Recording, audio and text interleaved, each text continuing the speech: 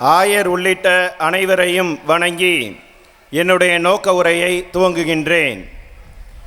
இந்த மாநாடு தேவைதானா? இந்த மாநாட்டை இந்த சூழலில் நடத்த வேண்டுமா என்று பல்வேறு கேள்விகள் திரு அவையிலிருந்தும் தமிழகத்தில் பல்வேறு இனக்குழுக்களிலிருந்தும் வந்து கொண்டிருக்கின்ற சூழலிலே நன்மீது உள்ள காழ்ப்புணர்ச்சியை அது காட்டக்கூடியதாக இருக்கின்றது. ஏறக்குறைய 86வது ஆண்டுக்கு முன்பாக எல்லோருமே எஃப்சியாக இருந்தார்கள். அம்பாசங்கர் அந்த குழுவானது இந்த திண்டுக்கல் பகுதியில் பல்வேறு தலைவர்களுடைய முயற்சியாலும் நம்முடைய இனமான சொந்தம் ஜேசிடி பிரபாகர் என்ற அன்பு சகோதரருடைய திருமண பரிசாகவும் புரட்சி தலைவர் டாக்டர் எம்ஜிஆர் அவர்களால் கிறிஸ்துவ வன்னியர்களுக்கு மட்டுமல்ல, கிறிஸ்தவர்களாகிய மதம் மாறிய அனைவருக்குமே பிற்படுத்தப்பட்டோர் சலுகையானது கொடுக்கப்பட்டது. மீண்டுமாக டாக்டர் கலைஞர் அவர்களுடைய ஆட்சியில் 89லிருந்து 90 வரை எம்பிசி சலுகை கொடுக்கப்பட்டாலும் அரசு கல்லூரியில் சேர்க்கை வேலைவாய்ப்பில் நாம் பிற்படுத்தப்பட்டோர்களாகவும் ஒரு வட்டாட்சியர் எழுப்பிய கேள்வியின் காரணமாக மற்ற கல்வி கட்டணம் விடுதி சலுகையில் எம்பிசியாக மிகவும் பிற்படுத்தப்பட்டவர்களாகவும் பாவிக்கப்பட்டோம். ஒரு சிலர் பயன் பெற்றார்கள். வேலை வாய்ப்பு இல்லாமல் நம்முடைய தலைமுறை மிகவும் வேதனைக்கு உள்ளானது. பழனி இடைத்தேர்தல் வந்தது. மதிப்பிற்கும் மரியாதைக்கும் உரிய செல்வி ஜெயலலிதா அவர்கள் முதல்வராக இருந்தபோது நம்முடைய இனமான தலைவர்கள் எடுத்த முயற்சியின் காரணமாக கொசோபட்டியில் நடைபெற்ற அந்த தேர்தல் பரப்புரை கூட்டத்திலும் அந்த கிறிஸ்துவ வன்னியர்களுக்கு எம்பிசி சலுகையை வழங்கினார்.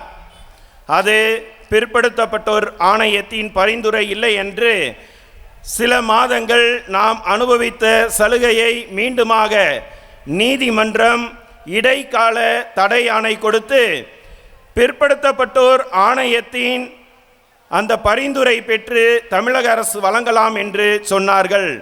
அன்றிலிருந்து நம்முடைய தலைவர்கள், இங்கே இருக்கின்ற மூத்த அருள் தந்தையர்கள், தந்தை அருமைசாமி போன்றவர்கள், தந்தை KS ஆரோக்கியசாமி போன்றவர்கள், தந்தை KA ஆரோக்கியசாமி, தந்தை ஜோசப் செல்வராஜ், தந்தை சாம்சன் ராஜா, தந்தை வி செல்வராஜ், தந்தை ஸ்டீபன் கஸ்பார், இன்னும் தந்தை அமலதாஸ் போன்றவர்களெல்லாம், இன்னும் மூத்த அருள் பணியாளர்கள், இங்கிருக்கின்ற சமுதாய தலைவர்களோடு பல அமைப்புகளோடு சேர்ந்து நெடுங்காலமாக போராடினார்கள்.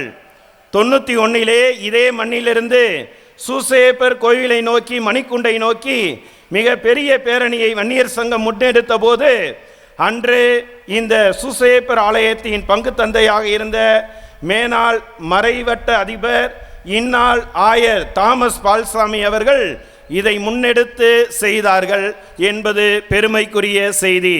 நாம் கரோலி எழுப்பலாமே.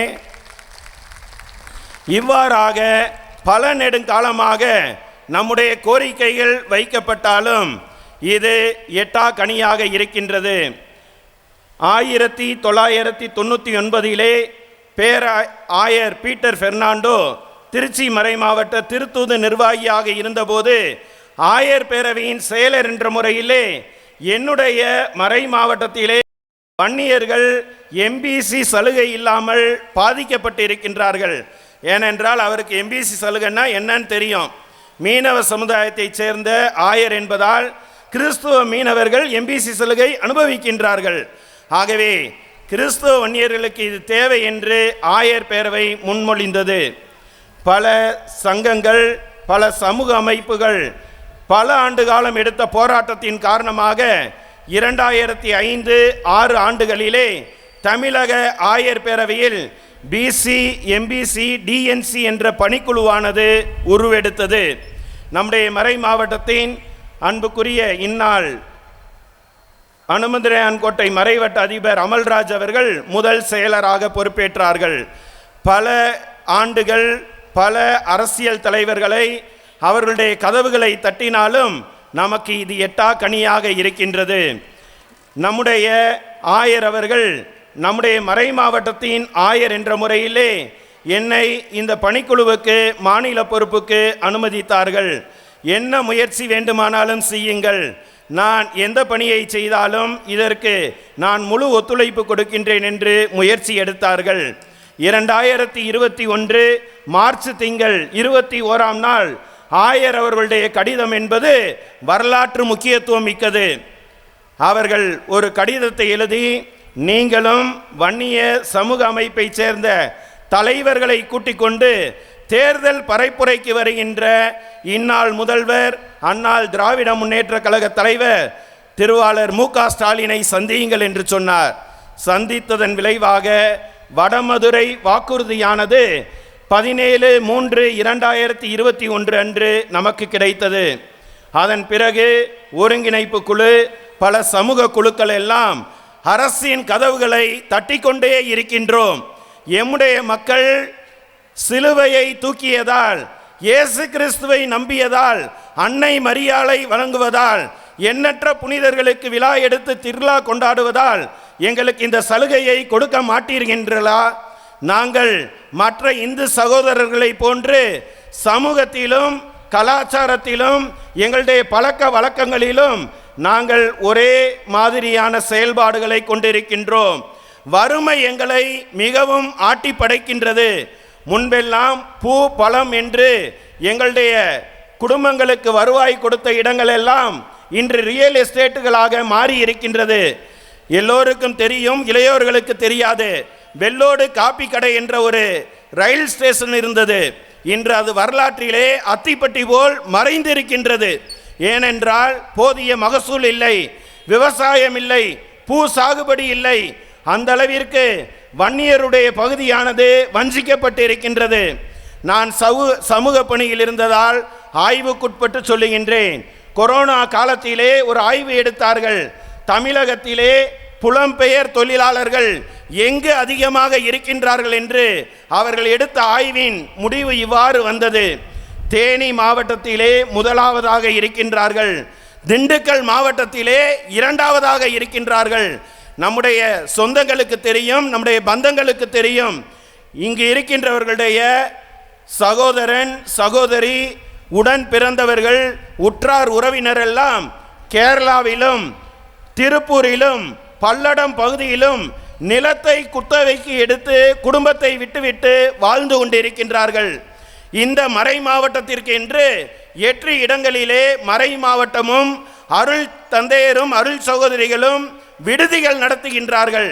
இதில் இருக்கின்ற குழந்தைகள் எல்லாம் யார் என்றால் பெற்றோரால் விடப்பட்டு, பெற்றோர் வேற இடத்துல வேலை செஞ்சுக்கிட்டு இருப்பாங்க, ஆனால் தங்களுடைய தாத்தா பாட்டியிடம் ஒப்படைக்கப்பட்ட குழந்தைகள் எங்களிடம் வளர்ந்து கொண்டிருக்கின்றார்கள். இதற்கு ஆயர் அவர்கள் முக்கியத்துவம் கொடுக்கின்றார்கள். ஆகவே பல்வேறு விதங்களிலே சமூக கலாச்சார பொருளாதார நோக்கங்களை எல்லாம் அலசி ஆராய்ந்துதான் இந்த மாநாட்டை நடத்துகின்றோம். வேறு எந்த ஒரு காரணமும் அல்ல. இதனால் ஆயருக்கு எம்எல்ஏ பதவியோ அமைச்சர் பதவியோ நாளைக்கு கொடுக்க போவது இல்லை. இங்கிருக்கின்ற அருள் பணியாளர்களுக்கு ஒன்றிய செயலாளர் பதவி கொடுக்கப்படவில்லை. நம்முடைய குழந்தைகளுக்கு, நாளைய தலைமுறையினருக்கு, இளைஞர்கள் இளம்பெண்களுக்கு விகிதாச்சாரப்படி மதத்தை கடந்து சமூக பொருளாதார காரணிகளை காட்டி எம்பிசி சலுகை வழங்கப்பட வேண்டும் என்ற ஒற்றை கோரிக்கைக்காக ஆயர் தாமஸ் பால்சாமி அவர்கள் இந்த முன்னெடுப்பை தமிழக அளவிலே எடுத்திருக்கின்றார்கள். ஆகவே தமிழக அரசு அந்த முதல்வர் வடமதுரையில் கொடுத்த வாக்குறுதியை எங்களுக்கு கனிவோடு பரிசீலித்து அதை நிறைவேற்றி தர வேண்டும். நிறைவேற்றி தர வேண்டும் என்றால் விரைவாக நிறைவேற்றி தர வேண்டும். உடன் இருக்கின்ற பல்வேறு அரசு உயரதிகாரிகள் எல்லாம் பொய்யை சொல்லுகின்றார்கள், உண்மைக்கு புறமான தகவல்களை சொல்லுகின்றார்கள், சாதிவாரி கணக்கெடுப்பு என்று சொல்லுகின்றார்கள். அப்படி என்றால் எப்படி குடும்ப கவுண்டர்களுக்கு கொடுத்தீர்கள்? எப்படி இஸ்லாமியருக்கு அந்த 3% உள்ஒதுக்கீடை கொடுத்தீர்கள்? இவ்வாறாக கிறிஸ்துவ வன்னியர்களை திருச்சபையும் அதே போன்று தமிழக அரசும் தொடர்ச்சியாக வஞ்சித்து கொண்டிருக்கின்றது. நமக்கு வந்தால் அதை பற்றி கண்டுகொள்வதில்லை. நமக்கு வந்தால் அது குறித்து கணக்கெடுப்பு ஆணையத்தின் அறிவுரை பெற வேண்டும் என்று பிதற்றுகின்றார்கள். இங்கிருக்கின்ற தலைவர்கள் எல்லாம் இங்கு வந்த அந்த சிறுபான்மை ஆணையத்தின் தலைவரிடம் ஒரு கருத்தை கொடுத்தார்கள். முந்தைய தலைவர் அதை முதலமைச்சர் வரை எடுத்து சென்றார். இன்றைய தலைவர் ஒரு அருள் பணியாளர். உடனடியாக இது குறித்து தமிழக அரசு விதிமுறைக்கு உட்படவில்லை என்று உடனே கடிதம் எழுதிவிட்டார். என்ன இது நியாயம்? வன்னியர்களுக்கு என்றால் இவ்வளவு புறக்கணிப்பு தேவையா? இதே முன்னாள் தலைவர் மதிப்புயர்மிக்க பீட்டர் அல்போன்ஸ் அவர்கள் முதலமைச்சருடைய காதுகளுக்கு இதை எடுத்து செய்தார். பிற்படுத்தப்பட்டோர் ஆணையத்தின் செவிகளுக்கு இதை எடுத்து சென்றார். இதை செய்வதால் அரசுக்கு எந்த பொருளாதார இழப்பும் இல்லை என்று சொல்லி இருக்கின்றார். ஆகவே அன்புக்குரிய பெற்றோர்களே, பெரியோர்களே, இது தொடர் போராட்டம், இது துவக்கம்தான். ஆயருடைய தலைமையில் எம்பிசி கிடைக்கும் வரை நாம் அனைவரும் இணைந்து செல்வோம் என்ற நோக்கத்தை எடுத்து எம்புவது இது முதல் மாநாடு. அடுத்து வடக்கு மாவட்டங்களிலே மாநாடு இருக்கின்றது. நம்முடைய சொந்தங்கள் எல்லாம் அங்கிருந்து இங்கு வந்தது போல் நாம் எல்லாம் வடக்கு மாவட்டங்களை நோக்கி படையெடுக்க இருக்கின்றோம். எம்பிசி கிடைக்கும் வரை ஓய மாட்டோம் என்ற நோக்கத்தை வெளிப்படுத்தி வாய்ப்பிற்கு நன்றி கூறி அமர்கின்றேன். நன்றி, வணக்கம்.